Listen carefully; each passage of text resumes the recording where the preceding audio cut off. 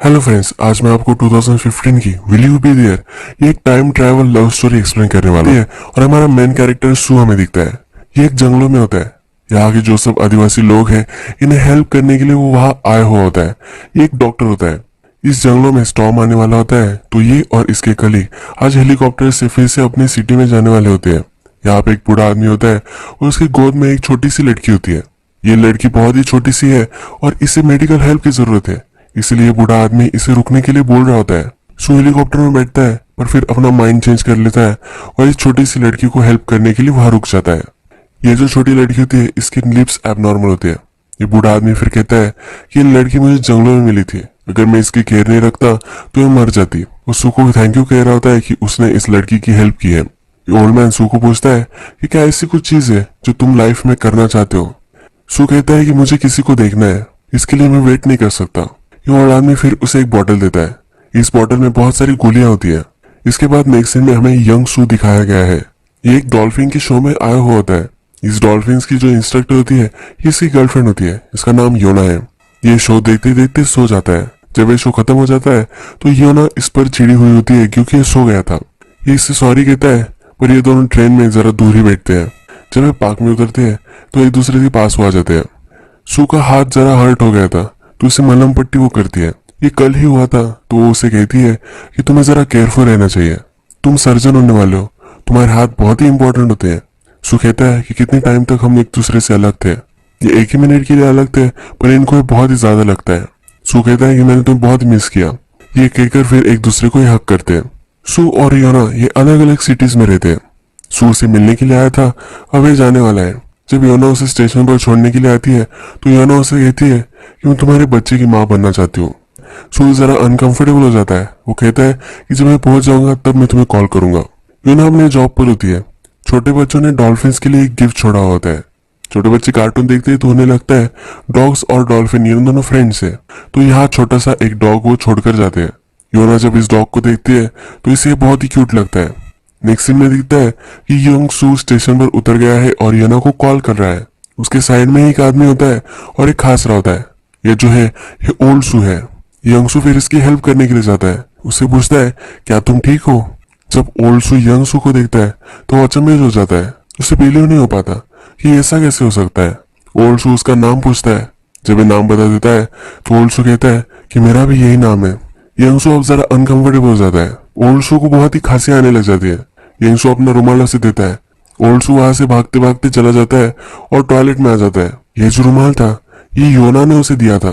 Young सू को ये रुमाल वापस चाहिए तो टॉयलेट तक जाता है, पर वहां पर कोई भी नहीं होता। अब डायरेक्टली ओल्ड सू फ्लाइट में है, ये हमें दिखता है। ये टाइम ट्रैवल कर कर उसके पास में चला गया था। इसके एज से 30 ईयर्स पहले वो चला गया था। ये समझ नहीं पाता कि ये हुआ क्या था। नेक्स्ट दिन जब ये अपने हॉस्पिटल पहुंचता है तो वंडर करता है कि उसे इतनी खांसी क्यों आ रही थी। सीटी स्कैन मंगवाता है। उसके एक कलीग होती है जो उसकी बेस्ट फ्रेंड होती है। वो कहता है कि एक बार इसे देख लो, कितना टाइम इसके पास बचा है वो मुझे बताओ। ये कहती है कि सिर्फ 6 महीने इसके पास है।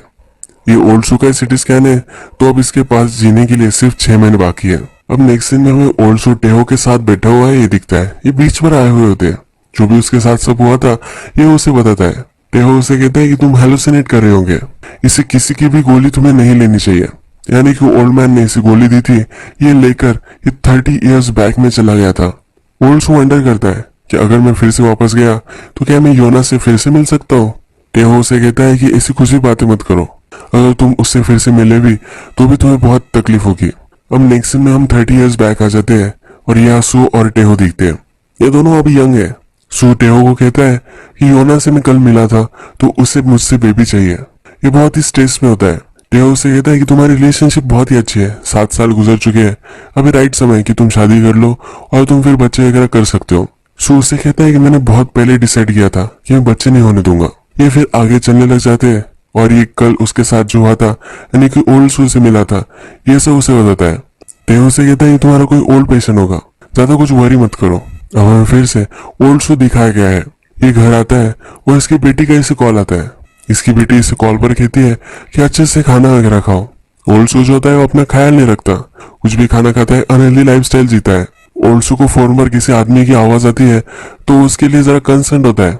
इसकी बेटी कहती है कि अगर तुम ऐसे करोगी तो मैं फोन रख दूंगी। फिर ये दोनों बातें करने लग जाते हैं। ये फोन जब चल रहा होता है तो ओल्ड सू को और भी खांसी आने लग जाती है। ये फिर फोन रख देता है। अपने डॉटर को कुछ भी उसे बताना नहीं होता। रात में फिर से उस ओल्ड मैन ने उसे जो गोलियां दी थी ये वो देखता है। ये अपने आप से कहता है कि वैसे भी मरने वाला हो, इससे कुछ ज्यादा फर्क नहीं पड़ेगा। ये गोलियां लेकर वो सो जाता है। योना को उसे फिर से मिलना है, इसलिए ये गोलियां वो ले रहा होता है। अब 30 साल पहले हमें यंग सू और योना दिखते हैं। योना को जो पपी मिला था ये सू को वो देना चाहती है। सू कहता है कि मुझे पता नहीं कि इसका ख्याल मैं कैसे रखूं। ये बहुत ही दूर से आई हुई होती है और फिर से इसे जाना होता है। सिर्फ 5 मिनट के लिए आती है। सू बिलीव नहीं कर पाता कि इसे सिर्फ ये पपी देने के लिए वो आई थी। जाते जाते योना कहकर जाती है कि एनिमल्स और छोटे बच्चे ये बहुत ज्यादा सेम होते हैं। तुम अगर इसका ख्याल रख सकते हो तुम हमारे बेबी का भी ख्याल रखोगे। इसका तुम अच्छे से ख्याल रखना। ये अंशु फिर इस पपी को घर पर लेकर आता है।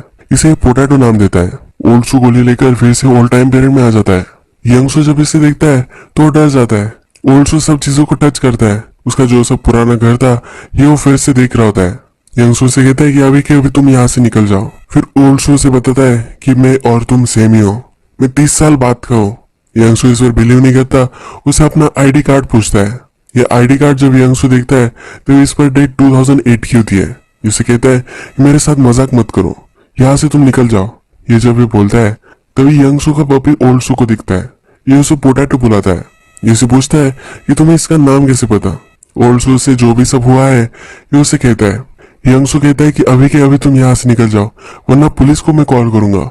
ओल्ड सू कहता है पुलिस को, यानी कि टेहो को कॉल करोगे। यंगसू कहता है कि जो भी तुम मुझे बात कर रहे हो ये मुझे कुछ भी समझ में नहीं आ रहा। ओल्ड सू से कहता है कि हमारा एक सीक्रेट है जिसे हमने किसी को भी नहीं बताया है। वो फिर उसके सर पर जो निशान है वो दिखाता है। वो कहता है कि फादर हमें मारते थे, फादर के मार से हमें चोट लग गई थी। हमने इसे हमेशा से छुपाया है क्योंकि अगर मदर को पता चलता तो उसे बहुत ही बुरा लगता। मदर को हम एक तरह से प्रोटेक्ट कर रहे हैं ये समझकर हमने स्कार्फ छुपा दिया था। यंगसू चिढ़ जाता है और पूछता है तुम्हें मुझसे क्या चाहिए। ओल्डसू कहता है कि मुझे सिर्फ उसे देखना है। योना को नाम वो देता है। तभी इसे खांसी आने लग जाती है। ओल्डसू वहां से भाग जाता है और फिर से प्रेजेंट में अपने बाथरूम में आ जाता है। यंगसू फिर भागता है और भागते भागते अपने फ्रेंड टेहो के पास आ जाता है। उसे जो सब हुआ है ये उससे कहता है कि योना के बारे में भी इसे पता है। योना डेंजर में हो सकती है। टेहो अपने गर्लफ्रेंड के साथ होता है पर इसके साथ इसे पुलिस स्टेशन में आना पड़ता है। पुलिस स्टेशन में आने के बाद एक लाइटर वो टेहो को देता है। ये जो लाइटर है ओल्डसू छोड़ कर गया था। ये उसे कहता है कि इसे फिंगरप्रिंट्स तुम मैच कराओ। इसे कंफर्म करना होता है कि ये दोनों सेम ही है। टेहो कहता है कि जैसे मूवीज में दिखाते हैं इतना इजी नहीं होता। फिर वो उसका एक अच्छा फ्रेंड है इसीलिए उसे हेल्प करने वाला होता है। ओल्डसू जब रात में घर पहुंचता है तो वो फिगर आउट करता है कितने समय तक वो उस पास्ट में रह सकता है। वो 20 मिनट्स तक वहां रह सकता है, उसे अब पता चल जाता है। इसके बाद जो गोलियां होती है ये भी कम ही होती है, यानी कि 10 बार ही ये पास में जा सकता है। ओल्डसू वंडर करता है कि गोलियां किस तरह की है। वो लैब में इसका थोड़ा सा सैंपल भेजता है पर ये ऑर्गेनिक ही होती है। इसमें कुछ भी मेडिसिन या हेलुसिनेट वो कर रहा है ऐसा कुछ भी नहीं है। यंगसू फिर योना को कॉल करता है, उसे सावधान रहने के लिए कहता है। जो फिंगरप्रिंट से रिजल्ट है वो वापस आ चुके हैं। टेहो से कहता है इस पर सिर्फ तुम्हारे ही फिंगरप्रिंट्स है, इससे और के नहीं है। अब ये कंफर्म हो जाता है कि ओल्डसू वहां सचमुच में आया था। यंगसू फिर से ओल्डसू से मिलना चाहता है। उससे मिल सके इसका कोई भी वे उसे मालूम नहीं है तो अपने आर्म पर वो एक टैटू बनवाता है। इसमें फिर से वापस आ जाओ ये लिखा हुआ होता है। ओल्डसू जब अपने ऑफिस में आता है तब उसे वो गोलियां मिल नहीं पाती। वो कचरे में चली गई है ऐसा उसे लगता है। कचरे की गाड़ी के पास वो भागता है, सब कचरा वो निकालता है फिर भी उसे कहीं भी नहीं मिलती। जब वो फिर से अपने ऑफिस में आता है तो वो जरा नीचे ही गिर गई होती है। ये फिर चैन की सांस लेता है और काउच पर बैठता है। अपने हाथ पर उसका अटेंशन जाता है। इसमें जो यंगसू ने टैटू बनवाया था इस पर आ चुका है। आज ओल्डसू की बेटी उससे मिलने के लिए आई हुई होती है। इसे लेने के लिए हो जाता है। ओल्डसू अपनी बेटी के साथ वैकेशन लेना चाहता है पर इसकी डॉक्टर से कहती है कि मुझे पता है कि ये पॉसिबल नहीं है। ओल्डसू डॉक्टर होता है तो कभी भी इसे इमरजेंसी आ जाती है और ये कभी भी वैकेशन नहीं ले पाता। ओल्डसू इसे इंसिस्ट करता है तो ये कहती है झूठ छोड़कर हम कहीं भी जा सकते हैं। ये कहता है तुम एक्वेरियम जाएंगे। ये दोनों हंसने लग जाते हैं। ये बहुत ही ब्यूटीफुल रिलेशन इन दोनों की हमें दिखाई गई है। फिर से हमें यंगसू दिखाया जाता है और उसे बुरा लग रहा है। योना से वो ठीक से बात किए ही चला गया था, इसके लिए वो बहुत सारे बलून्स वगैरह उसके पास लेकर आता है। योना के पास आकर कहता है कि फ्रॉग्स, जेब्रा ये अपने मेट को प्लीज करने के लिए सिंग करते हैं। ये बलून उसे देता है और उसके लिए सिंग करता है। ये दोनों फिर एक दूसरे को हक कर लेते हैं। योना कहती है एलिफेंट जब एक दूसरे से मिलते हैं वो जंगल में चले जाते हैं। फिर ये दोनों इंटीमेट होने के लिए अपने रूम पर आ जाते हैं। इसके बाद फिर से हमें ओल्ड सू दिखाया गया है। इसकी जो डॉटर होती है इसके टेस्ट रिजल्ट देख लेती है, ये भी डॉक्टर होने वाली है। जब ये डिनर के लिए बैठते हैं तो ओल्ड सू से कहता है कि तुम्हें अपने हायर एजुकेशन के लिए अमेरिका जाना चाहिए, वहाँ बहुत ही अच्छे मेडिकल स्कूल्स है और तुम्हारी मदर भी वहाँ है। इसकी डॉटर उससे कहती है कि क्यों तुम मुझे भेजना चाहते हो, या तुम्हारी कोई गर्लफ्रेंड है या कुछ बुरा होने वाला है। उसे पता होता है कि इसके फादर को लंग कैंसर है। ये फिर घर से निकल जाती है। ओल्ड सू भी इसे ढूंढते ढूंढते एक जगह पर आ जाता है। यहाँ बारिश होती है तो उसे अपना जैकेट देता है। ओल्ड सू को उसकी डॉटर कहती है कि तुम बहुत ही लेट हो चुके हो, तुम्हें मुझे पहले बताना चाहिए था। ओल्ड सू कहता है कि मुझे पता है। इसे अब बहुत ही दुख हो रहा होता है। अब नेक्स्ट सीन में ओल्ड सू फिर से गोली लेता है और पास्ट में आ जाता है। यंग सू और ओल्ड सू योना के डॉल्फिन के शो में मिलते हैं। यंग सू क्यूरियस होता है कि तुम्हारा वक्त कैसा है। ओल्ड सू कहता है कि सब टेक्नोलॉजी जरा एडवांस हो चुकी है, फिर भी ज्यादा कुछ नहीं बदला। मुझे कभी कभी लगता है कि पुराने दिन ही अच्छे थे। यंग सू से पूछता है कि क्या मैं अच्छा डॉक्टर बन जाता हूँ। ओल्ड सू कहता है कि तुम हमेशा से अच्छे डॉक्टर थे। यंग सू को नहीं लगता कि वो कभी फादर बनेगा। ये फिर वो ओल्ड सू से पूछता है कि क्या तुम कभी फादर बने हो। ओल्ड सू कहता है कि मुझे एक डॉटर है। ओल्ड सू को योना का देखना था तो आगे जाता है और उसे देख लेता है। वहां से जा रहा होता है तो यंग सू उसे रोक लेता है। उससे पूछता है क्यों तुम योना से मिलने वाले थे, क्या वो फ्यूचर में नहीं है। ओल्ड सू से बता नहीं रहा होता। यंग सू से प्रेशराइज करता है तो ये कहता है कि वो मर चुकी है। ओल्ड सू उसे बताने वाला होता है कि वो कैसे मरी थी, पर वो फिर से वहां से गायब हो जाता है। इसके 20 मिनट्स से ये खत्म हो चुकी है। अब नेक्स्ट टाइम जब यंग सू और योना साथ होते हैं तब यंग सू उसे दिल भर के देखता है। अगर वो मर गई तो क्या होगा, ये सब वो वंडर करता है। ये उसके बिना रह नहीं सकेगा। ओल्ड सू अपने घर पर गाना सुन रहा होता है। इसकी जो डिस्क होती है इस पर कुछ लिखा होता है। मदर का एल्बम उसे देखना है। एक मैसेज यंग सू ने उसे भेजा हुआ होता है। जब ये एल्बम देखता है तो उसमें एक लेटर होता है। इसमें लिखा होता है कि तुमने मुझे ऐसी न्यूज दी, उसके बाद तुम गायब हो गए, तो फिर से वापस आना पड़ेगा। अगर तुम नहीं आए तुम्हारी लाइफ में बर्बाद कर दूंगा। अब नेक्स्ट सीन पर बस स्टॉप पर यंग सू होता है। उसे ओल्ड सू मिलने के लिए आता है। उसे अभी भी बिलीव नहीं हो रहा था कि योना मरने वाली है। यंग सू से पूछता है कि कैसे मरी थी। ओल्ड सू कहता है कि तुम्हारी वजह से मरी थी, तुमने उसे सही से टाइम नहीं दिया, तुमने उसे इग्नोर किया, इसीलिए ये सब हुआ है। यंग सू से कहता है कि मैं केयरफुल रहूंगा, हम दोनों मिलकर इसे बचा सकते हैं, मुझे पता होगा क्या करना है। ओल्ड सू कहता है कि हम ये नहीं कर सकते, हम पास चेंज नहीं कर सकते और हमारा जो मोमेंट है वो तो हम नहीं बदल सकते। ओल्ड सू की बेटी है, पूरी लाइफ उसकी इसके बाद थी। ये अगर पास चेंज कर देगा तो उसकी बेटी बॉर्न नहीं होगी, पर अपनी बेटी से वर्ल्ड में सबसे ज्यादा वो प्यार करता है, इसलिए वो ये नहीं कर सकता। यंग सू ये सब एक्सेप्ट नहीं कर पा रहा होता।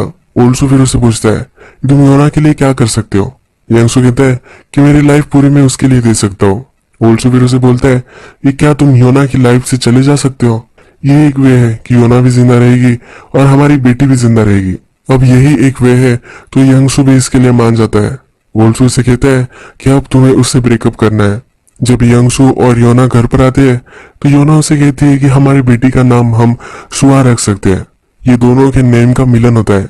यंग सू इसे जी भर कर देख लेता है। इसके बाद नेक्स्ट सीन में हमें दिखता है कि यंग सू हॉस्पिटल में है। उसके फादर जो है अभी एडमिट वहां है। इसके फादर मरने वाले हैं। इसके फादर से मिलने जब वो जाता है तभी उसके फादर इसकी मदर को ही गालियां देते हैं। कहते हैं कि उसने मुझ पर चीट किया था, इसीलिए इसके फादर उसकी मदर को मारते थे।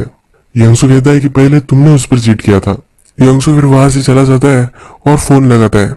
योना उसे मिलने के लिए आने वाली होती है।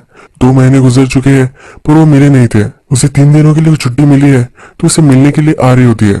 ओल्ड सू से कहता है कि अगर तुम्हें योना को बचाना है तो कॉल कर कर उसे यहाँ बुलाना पड़ेगा। जो पहला पास था जब यंग सू ओल्ड सू से नहीं मिला था तब यंग सू ने योना को बता दिया था कि उसे नहीं आना है। अपने फादर के बारे में उसे बताने के लिए वो अनकंफर्टेबल था, इसीलिए उसने तब उसे आने के लिए मना कर दिया था। पर अब ओल्ड सू से कहता है कि उसे अब तुम्हें यहाँ बुलाना है। अगर योना नहीं आती तो उसका एक्सीडेंट हो जाता। जिस डॉल्फिन को वो ट्रेन करती थी ये बीमार पड़ चुका था। जब इस डॉल्फिन को बचाने के लिए वो आ गई तो इसका एक्सीडेंट हो गया या मर गई। अब जो ये यंग सू के पास आने वाली है तो ये बच जाएगी। यंग सू कॉल कर देता है और उसे यही बुला लेता है। जो न्यूज़पेपर में हेडलाइंस होती है ये भी बदल जाती है, यानी कि योना की लाइफ इसने सेव कर ली है। योना जब वह आती है तो अपने फादर से इसे मिलवाता है। उसके फादर कैसे थे ये सब वो उसे कहता है। ये फिर योना से कहता है अब तुम मुझे एनॉय करने लग गई हो। जब से तुमने मुझसे कहा है कि तुम्हें बच्चे चाहिए तब से मेरा माइंड चेंज हो गया है। मुझे कभी बच्चे नहीं चाहिए थे। उससे वो बहुत ही हार्शली ब्रेकअप करके वहां से चला जाता है। यंग सू के फादर भी मर जाते हैं। यंगसू के फादर के फ्यूनरल पे ओल्ड सू भी आता है। यंगसू इस पर बहुत ही चिढ़ जाता है। उसे कहता है कि मेरी पूरी लाइफ तूने बर्बाद कर दी है, मैं उसके बिना नहीं जी सकता। ओल्ड सू कहता है कि मैंने भी 30 इयर्स उसके बिना जिए हैं। ओल्ड सू फिर वहां से चला जाता है। यंगसू का फ्रेंड टेहो भी वहां आता है, उसे सहारा देने की कोशिश करता है पर वो उसे दूर कर देता है। उसे कहता है मुझे किसी की भी जरूरत नहीं है। इनकी फ्रेंडशिप यहाँ टूट जाती है। जब यंगसू फिर से फ्यूचर में जाता है और अपने फ्रेंड से मिलने जाता है तो टेहो उसे पहचान नहीं पाता। टेहो उसे कहता है कि तुम कैसे समझ सकते हो कि तुम ऐसे मुझे मिलने आओगे और मैं तुम्हें फ्रेंड बना लूंगा। यंगसू ने अपने फ्रेंड के साथ सब रिलेशनशिप तोड़ दी थी, तो फ्यूचर में भी इन दोनों की कोई भी रिलेशनशिप नहीं है। इसके बाद हमें फिर से यंगसू दिखाया जाता है। वो अपने घर पर आता है, वहां उसे एक बुक मिलती है। योना ने उसे ये भेजी हुई होती है। योना और उसके जो भी सब फोटोग्राफ्स होते हैं ये उसने उसे भेजे हुए होते हैं। इसमें लिखा होता है मैं तुम्हें और एक चांस देना चाहती हूँ। एक लोकेशन वो बताती है और अगर वो वहां चला गया तो इन दोनों की रिलेशनशिप फिर से अच्छी हो सकती है। यंगसू को फिर से एक मौका मिल गया है तो वो भागते भागते वहां जाने के लिए रेडी हो जाता है। अब यंगसू योना के पास जा रहा है तो ओल्सू की लाइफ चेंज हो रही है। यंगसू को अपने फ्रेंड का फिर से कॉल आ जाता है। ये दोनों अभी भी फ्रेंड है। ओल्सू को समझ में नहीं आता कि ये हो क्या रहा है। बातों बातों में ओल्सू अपनी डॉटर का नाम लेता है। टेहो को उसके बारे में कुछ भी पता नहीं होता, यानी कि अगर यंगसू योना से मिल गया तो इसकी डॉटर भी अब होने नहीं वाली। ओल्सू अपनी डॉटर की इमेजेस देखता है तो वो फेड होने लग जाती है। यंगसू भाग भाग कर योना के पास जाता है। ये रास्ते के दूसरे साइड पर होती है। इससे मिलने के लिए वो आ रही होती है, तभी इसका एक्सीडेंट हो जाता है। ओल्सू की जो सब फोटोग्राफ्स थी यानी उसकी बेटी वगैरह वो फिर से वापस आ जाते हैं। ओल्सू वे फिगर आउट नहीं कर पाता। ये इंटरनेट पर योना को सर्च करता है। ये कार एक्सीडेंट में मर गई थी उसे पता चलता है। ये फिर हॉस्पिटल में आता है। इसकी फाइल वो देखता है। इस फाइल में लिखा होता है कि उसके ब्रेन में ब्लड क्लॉट थी। अगर जल्दी पता चल जाती तो योना बच सकती थी। अभी डिसाइड कर लेता है कि योना को उसे बचाना है। ये टाइम ट्रैवल कर फिर से यंगसू के पास आ जाता है। उसे सब कुछ वो बताता है कि वो क्लॉट हमें निकालनी पड़ेगी। यंगसू अपने फ्रेंड से मदद लेता है। ओल्सू इस पर ऑपरेशन करता है। यंगसू कहता है कि मेरा लास्ट ऑपरेशन योना पर ही था। ये इसके लिए बहुत ही सेटिस्फाइंग होता है। जब हॉस्पिटल के स्टाफ को पता चलता है कि यहाँ कुछ तो गड़बड़ होती है, ये वहां आते हैं। यंगसू ओल्सू ये दरवाजा बंद कर लेते हैं। ये ऑपरेशन वो कर लेते हैं और ओल्सू फिर से अपने फ्यूचर में चला जाता है। ओल्सू अब हमें हॉस्पिटल में दिखाया गया है। जब ये पास से वापस आया था तब 3 दिन तक सोया ही हुआ था। उसकी बेटी उसे देखने के लिए आई हुई होती है। ओल्सू फिर योना का पता निकालता है। योना अभी भी जिंदा है और वो भी अब ओल्ड बन चुकी है। ये भी अब नए जो इंस्ट्रक्टर बनने वाले हैं इनको गाइड करती है। योना जिस बीच पर होती है इस बीच पर वो चला जाता है। उसे देखने के लिए उसे पास आता है, उसे देखता है और वो अपना मुंह फेर लेता है। योना को पता नहीं चलने देता कि उसे मिलने के लिए वो आया था। योना के एक्सीडेंट के बाद वो लंगड़ा कर चलती है। जब ओल्सू यंगसू से फिर से मिलने के लिए आता है तो यंगसू से पूछता है कि क्या योना ठीक है। ओल्सू से कहता है कि कोई भी प्रॉब्लम नहीं है, वो जिंदा है, यही इम्पोर्टेंट है। यंगसू ओल्सू से पूछता है कि हमारी लाइफ की जो स्टोरी है क्या इसमें हैप्पी एंडिंग है। ओल्सू कहता है कि एंडिंग इम्पोर्टेंट नहीं है, हमारी जो स्टोरी है, हमारी जो मोमेंट है, यही इम्पोर्टेंट है। अपनी लाइफ तुम अच्छी तरीके से जियो। ये कहकर वो उससे कहता है कि अब हम लास्ट टाइम मिलेंगे, हम फिर से नहीं मिलने वाले। ओल्सू से कहकर जाता है कि 10 साल बाद तुम कॉन्फ्रेंस में जाओगे, तुम्हें एक लड़की वहां मिलेगी, उससे तुम बात कर लेना, यही तुम्हारी बेटी की मदर है। अब हमें कॉन्फ्रेंस में दिखती है और इस लड़की से मिल चुका है यह भी हमें दिखता है। थोड़े दिन बाद इसे न्यूज मिलती है कि वो प्रेग्नेंट है और उसे बेटी हो जाती है। यंगसू की बेटी की रिस्पॉन्सिबिलिटी इसकी मदर नहीं लेती तो यंगसू अपनी बेटी को अपने घर पर लेकर आता है। बचपन से लेकर अब वो बड़ी हो चुकी है तो सारे मोमेंट्स हमें अब याद दिखाए जाते हैं। अब हमें ओल्सू दिखाया जाता है और अपने डॉटर के साथ वैकेशन के लिए आया हुआ है। ये दोनों लेक के पास बैठे हुए हैं। ओल्सू से कहता है कि मैं अच्छा डैड नहीं था, मैं बहुत ही क्लमजी था। तो उसकी डॉटर से कहती है कि मैं भी कुछ अच्छी डॉटर नहीं थी, मैंने भी तुम्हें बहुत तंग किया है। वो अपने फादर को कहती है मैं बहुत ही लकी थी, मुझे तुम्हारे जैसे फादर मिले थे। ये अपने डैड से पूछती है कि अगर मैं तुम्हें मिस करूं तो मैं क्या करूंगी। ओल्सू से कहता है कि अगर तुम किसी को मिस कर रही हो तो उसकी अच्छी मेमोरीज याद करना, तुम मेमोरीज के सहारे जी सकती हो। ओल्सू रोने लग जाता है, उसकी डॉटर को भी रोना आ जाता है। अब जरा टाइम गुजर जाता है और ओल्सू मर चुका है। टेहो और उसकी जो फ्रेंडशिप थी ये 30 साल तक नहीं थी। अगर ये फिर से फ्रेंडशिप कर लेते तो इनकी टाइमलाइन पर फर्क पड़ सकता था, इसलिए इन दोनों ने कभी फ्रेंडशिप नहीं रखी। टेहो को जब पता चलता है कि ओल्सू मर चुका है उसके फ्यूनरल पे वो आता है। जो स्पेशल फ्रूट्स होते हैं ये उसे देता है। ये जो फ्रूट्स है, ये ऑरेंज और टेंगरिन, ये दोनों अलग अलग फ्रूट्स का कॉम्बिनेशन है। सू ने ही उसे इनकरेज किया था कि तुम्हें ये जो फ्रूट्स है इसे ग्रो करना चाहिए। टेहो कहता है कि मैं तुम्हें एडवाइस ले ली थी, इसके बाद मैं अमीर बन गया था। ओल्ड सू की डॉटर फिर वहां आती है। ये कहती है कि क्या आप टेहो हो? ये पूछता है कि तुम्हें कैसे पता? वो कहती है कि मेरे फादर ने कहा था कि उनके फ्यूनरल में सबसे लास्ट में आप ही यहाँ से जाओगे। एक बॉक्स टेहो को देती है और कहती है कि मेरे फादर ने मुझे देने के लिए आपको बोला था। टेहो बीच पर आकर ये सब पढ़ता है। इसमें जो सब हुआ था, टाइम ट्रैवल वगैरह, ये सब लिखा होता है। टेहो फिर योना से मिलने आता है। उसे न्यूज बताता है कि ओल्ड सू मर चुका है। योना ये सुनकर रोने लग जाती है। वो कहती है कि मुझे लगा था कि मैं उसे भूल चुकी होंगी। जो सब ये स्टोरी हुई है, जो सू ने उसे सब कुछ बता दिया है, ये योना को वो बता देता है।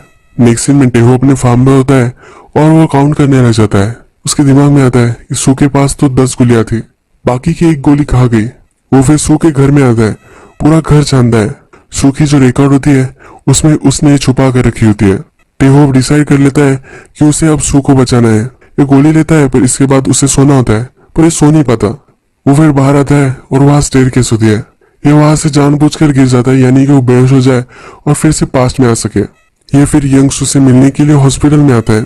यंग सू सिगरेट पी रहा होता है, उसे छीन लेता है और फेंक देता है। उससे कहता है कि इतने इररिस्पॉन्सिबल कैसे हो सकते हो? इतने छोटे से प्लेजर के लिए तुम अपनी लाइफ क्यों बर्बाद कर रहे हो? टेहो उसे पिल्स वगैरह इन सब चीजों के बारे में बोल देता है। उसे ये भी कहकर जाता है कि 30 साल तक हमारी फ्रेंडशिप नहीं रहेगी, पर मैं तुम्हारा वेट करूंगा। यंग सू भी अब अपनी आदत छोड़ देता है।